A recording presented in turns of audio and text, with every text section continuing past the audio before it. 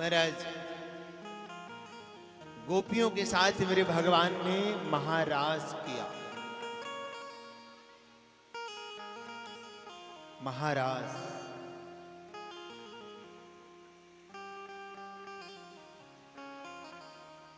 कि श्याम पिया की बन के जोगनिया रंग गई उसी रंग में, कान्हा के संग में।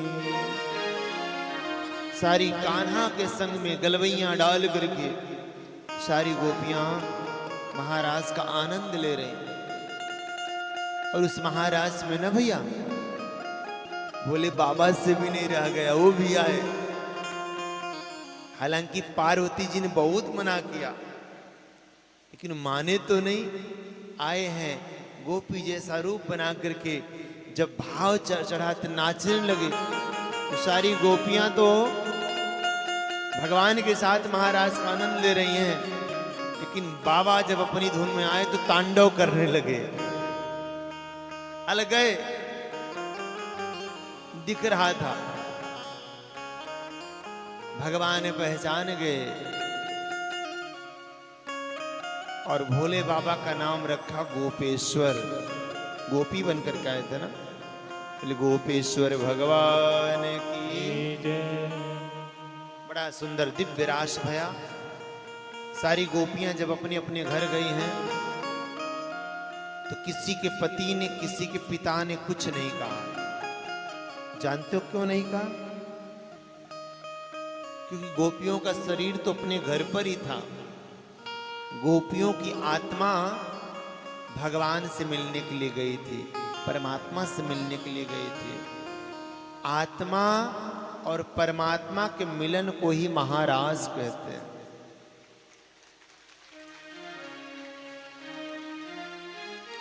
बोलिए राज बिहारी सरकार की। इस प्रकार से मेरे बिहारी जी अनेकानेक लीला करते हो, दिव्यतम लीलाएं। नारद जी ने सोचा भगवान लगता है कि गोपियों के साथ ब्रज लीला में डूब गए हैं, पापियों को उद्धार कब करेंगे, ये तो लीला ही करते रहेंगे। अब जाके कंस को स्पष्ट रूप से नारद जी ने बता दिया कि कंस जो यशोदा नंदन है ना, वही देवकी नंदन है, अलग नहीं है, वही तेरा दुश्मन है। अब जब पता चला कंस को तो कंस ने षड्यंत्र के तहत एक बहुत बड़े दंगल का कार्यक्रम रखा, रेसलिंग का, और अक्रूर जी को जबरदस्ती भेजा कृष्ण भगवान को लाने। कंस ने एक षड्यंत्र किया, कन्हैया यहां आएगा और यहीं किसी न किसी बहाने उसको मरवा दिया जाएगा। अक्रूर जी पहले जा नहीं रहे थे, लेकिन बड़ा दबाव पड़ा तो गए। जैसी यशोदा मैया को पता चला कि अक्रूर इसलिए आए हैं कि कन्हैया को लेकर के जाएंगे, यशोदा मैया बहुत रोई है। लेकिन राजा का आदेश है तो भेजना है। आज तक कभी भी लाला को अकेले कहीं नहीं भेजा है। रोने लगे। नंद बाबा बोले यशोदा रो मत, मैं भी साथ जाऊंगा। दाऊ बोले मैं भी साथ जाऊंगा। और जब ब्रजवासियों को पता चला, ब्रजवासी बोले कोई बात नहीं मैया, हम सब कन्हैया के साथ जाएंगे, कन्हैया कुछ नहीं होगा। माँ का दिल तो बड़ा छोटा होता है ना, यहीं पर बहुत सारे कष्ट, बहुत सारे राक्षस आते रहे तो मथुरा में जाने के बाद पता न क्या होगा। मां का हृदय बड़ा कोमल होता, पर बुरा नहीं मानिएगा, इस कलिकाल में भी माता कुमाता होने लगे। आज मैंने एक खबर पढ़ा है, हृदय भराया। एक मां अपने 2 माह के बेटे को मार डालती है। क्यों पता? आज की खबर है।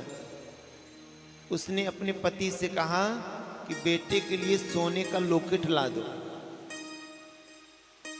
पति ने कहा भी मेरे पास पैसा नहीं है, जब होगा तो बनवाएंगे।